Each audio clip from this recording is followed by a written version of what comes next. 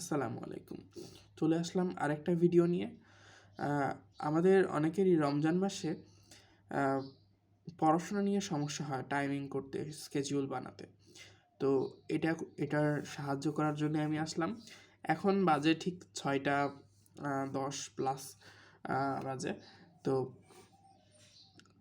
আমি আজকে যেহেতু চট্টগ্রাম ইউনিভার্সিটির প্রশ্ন ব্যাংক সলভ করার জন্য বসেছি, আমি ইচ্ছা আছে জোহর পর্যন্ত পড়াশোনা করা, জোহরের পর পর্যন্তই আর কি।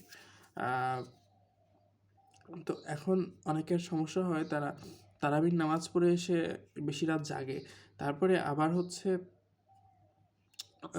তখন সেহরি পর্যন্ত হয়তো জাগেন, তারপরে তিনি উঠেন হয়তো 12টার পরে, তারপরে পড়াশোনা হয় না, সারাটা দিন নষ্ট হয়। এটা না করে আমরা একটা কাজ করতে পারি, আমরা যদি তারাবির নামাজ পড়ি, রমজান মাসে তো আমাদেরকে বেশি বেশি এবাদতের মধ্যে কাটানোর কথা বলা হয়েছে। তো এটা যদি আমরা করতে পারি,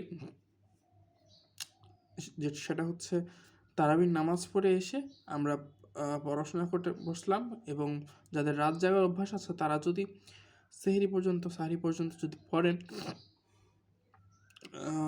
তাহলে তাকে আর পরবর্তীতে ওই সময়টা লস যাচ্ছে না তার। অথবা কেউ যদি রাতে জাগার অভ্যাস না থাকে, সে যদি 20 রাকাত তারাবি পড়ে এসে ক্লান্ত শরীরে শুয়ে পড়ে, তখনই তার ঘুম চলে আসার কথা, এবং সে আলটিমেটলি সাহারিতে উঠে তারপরে ঘুমাবে না নামাজ পড়ার পরে।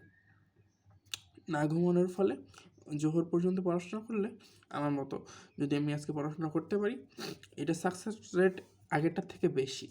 তো এটা করতে পারলে আলহামদুলিল্লাহ আমরা অনেক বেশি আগাতে পারবো ইনশাল্লাহ। আশা করি আপনারা উপকৃত হবেন।